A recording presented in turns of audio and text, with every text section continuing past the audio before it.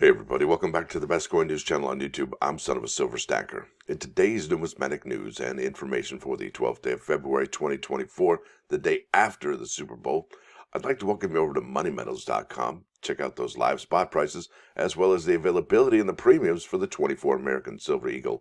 After that, we'll check out the United States Mint bullion sales, then check out the product schedule, then over to Numismatic News. There's actually a great article I wanted to share with you about how do you get the youth into coin collecting, and there's probably, I don't know how many, 12 great ideas that I'd like to share with you in this video. But before we do any of that, if you're new here, don't forget to like, share, and subscribe. Yeah, that's the word. We're trying to get to a bazillion subs. That way we can open up the Son of a Silver Stacker store and sell the Son of a Silver Stacker merchandise. Yeah, there it is, established 2020. Isn't that sweet? Now, let's get busy with it. Looks like gold's down 390 to 20, 30, 50. That's interesting. 20, 30, 50 sounds like some kind of auction. Now, silver is up 33 cents to 23.12. Platinum up $5.50 to 892.90, and palladium up 19.35 to 917.35. That was incredible how it dipped below $900. Now you're looking at an in-stock American Silver Eagle whose premium is $6.99. You'll get out of there paying for each one of those American Silver Eagles for $30.11, and they will buy them back for $24.87 each. Isn't that something? Now, over here to the bullion sales, no new tale to tell. Got everything all lined up over here.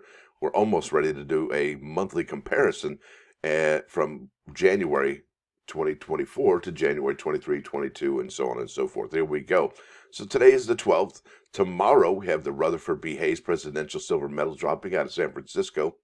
Then we have the February 15th drop. That's 3 days, and this comes out of West Point, New York. That's the First Amendment to the United States Constitution. That's the platinum proof coin, the right to assemble. There it is. Isn't that something? And then, bam, look at that. The American Women Quarters proof set, and then you've got the second commemorative coin program of the year. That's the greatest generation coins right there.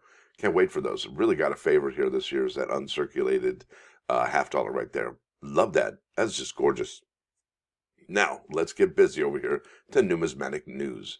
This article is by the Numismatic News staff, dated February 9, 2024. That was 3 days ago. And that question here is actually three questions here. That's the title of the article. Have you helped someone receive a numismatic-related merit badge? Perhaps helped inspire someone young in your life to pursue the hobby? And then how? Yeah, so that's going to be pretty interesting. Now, this is from the January 19, 2024 Numismatic News e-newsletter readers poll, right? Numismatic merit badges and young collectors. And I think I actually read to you the merit badge, how to get one, and all these. Actually, yeah, I did.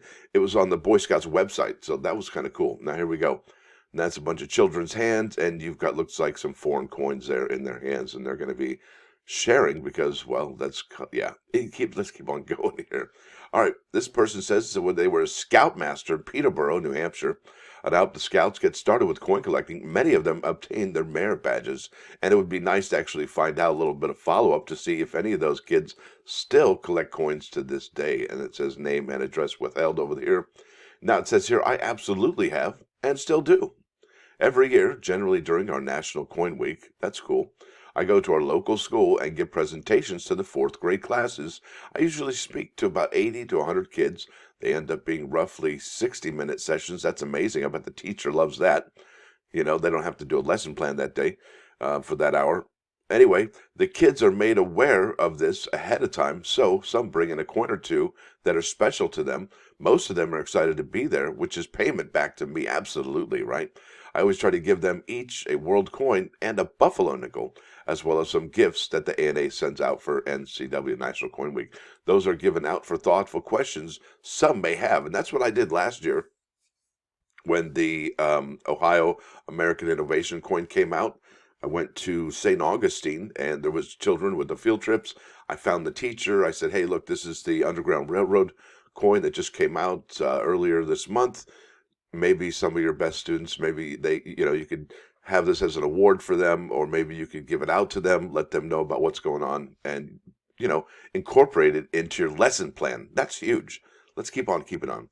Now, it says here, I'm currently retired, but for 29 years, I taught 5th grade in a small Iowa community. Do you see something in common here? They're not talking to like 10th graders, 12th graders. Yeah, you get them while they're still in middle school. All right. Each year at Christmas, I gave the students a numismatic gift that I tied to lessons from the various curriculums that I had taught. These gifts varied each year based on what I was able to acquire for my 20 to 30 students. In fact, if you know a teacher and you'd like to help them out, maybe ask them, hey, I got some coins, maybe help you with your lesson plans, right? Some examples included the Statue of Liberty commemorative half dollars, Iowa commemorative state quarters, Zimbabwe $100 trillion banknotes. Who doesn't want one of those? Yes, please. It says Burgundy medieval dinars from the 1200s, coins from the 1800s, Zanzibar, Mombasa, and Muscat and Oman, as well as miscellaneous foreign coins that I let the students look up in my out-of-date Kraus Standard catalogs. Gosh, could you imagine? Kids are learning that already. I finally settled on ancient and medieval Chinese coins, as I had a generous supplier who gave me some really good deals on 2,000-year-old cash coins that I would put on ribbons and the students wore as necklaces. Isn't that something?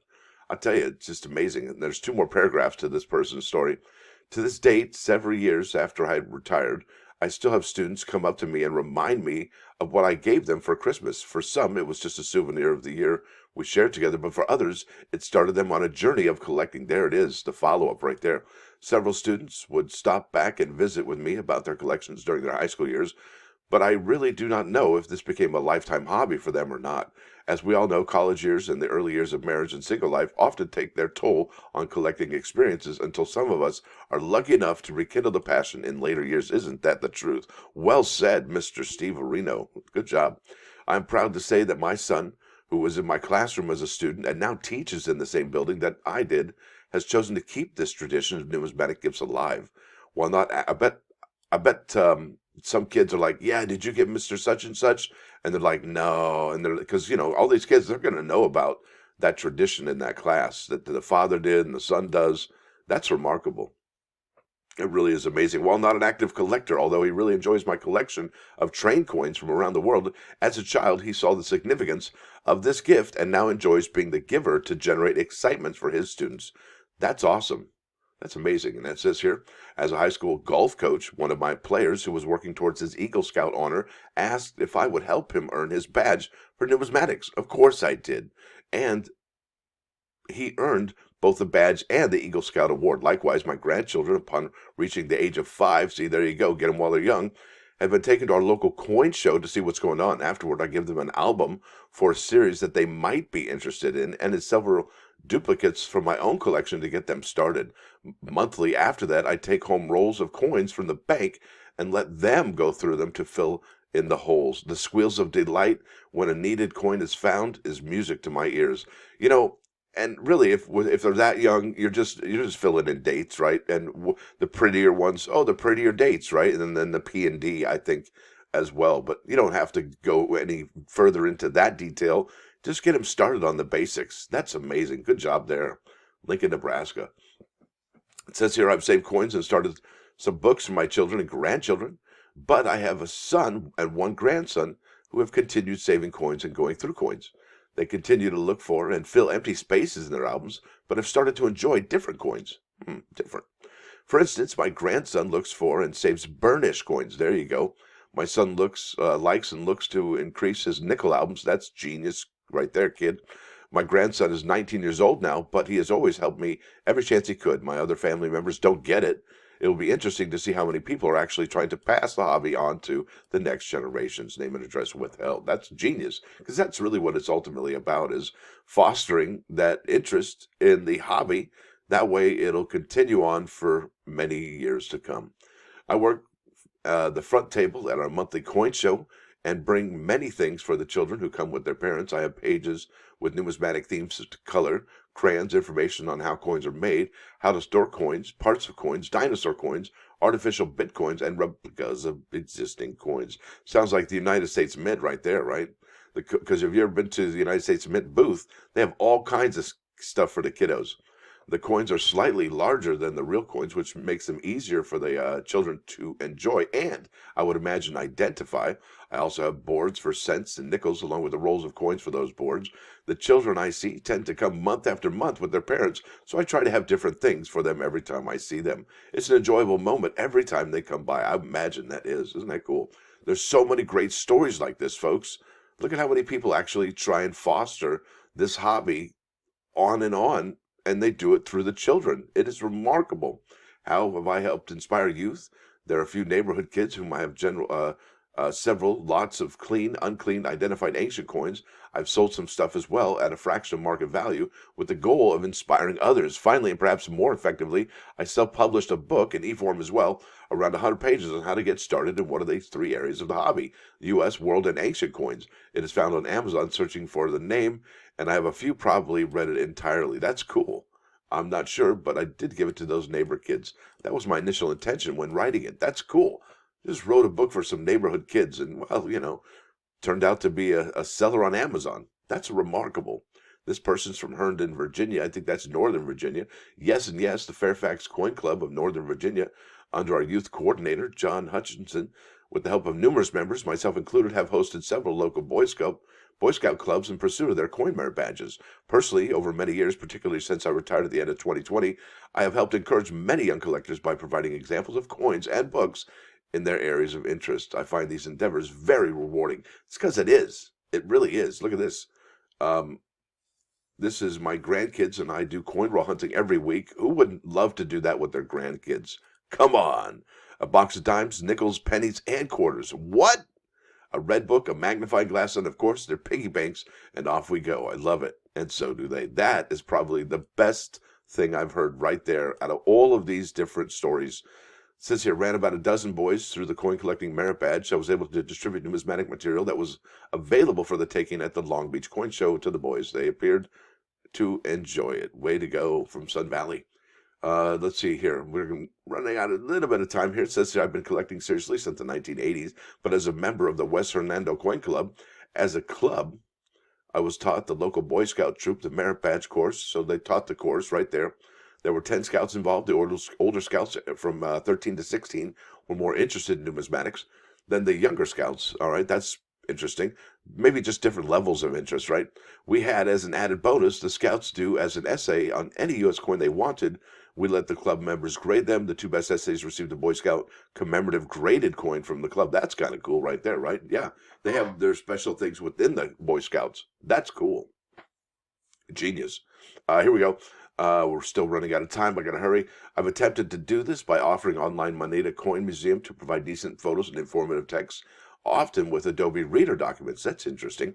So that the history can be accessible without memberships or fees. It is possible for anyone to upload photos and have a forum discussion about individual coins, tokens, and metals. And you can also do that in some instances on Facebook if you're part of certain groups as well. So look at that. I think that's the end of the story right here. Right here, my local coin shop gave me a bag of world coins to give to my son's history teacher. The teacher used them for a history and geography lesson. Genius. And soon after, several students started to go to the coin shop with their parents and grandparents. I've heard of a biology teacher who only collects coins with insects on them and shows them to the students. Wow, that's really interesting. And they also have just animal coins too, right? There's really a lot of sub-tiers of collecting you could do. I can see coins being used in science and math subjects. Just getting students to handle coins can bring a lot of questions, curiosity, and with that, an interest in coins. 100% true. I totally back that up. It's absolutely genius. It really is. You gotta love it. And that's really what it boils down to, is knowledge and getting these kids thinking about these coins, right? So that brings us to this plus one. This is about philosophy. And philosophy is the road to knowledge, and knowledge is the road to freedom. Yeah, freedom. Now, this is 99.9 KON Coin News Radio. This is Metallica, For Whom the Bell Tolls, off the Lightning album, the one with Edison Medicine. So there it is, folks. I want to thank y'all for watching. Thanks for dropping by. Don't forget to hit that like button. And if you do like what you hear and see, hey, sub the channel. It's free. And if you already sub the channel, I do appreciate that. But maybe you want to consider becoming a member. It's $1.99 a month. And that really helps. These particular programs every single day come out for your enjoyment. Stacker out.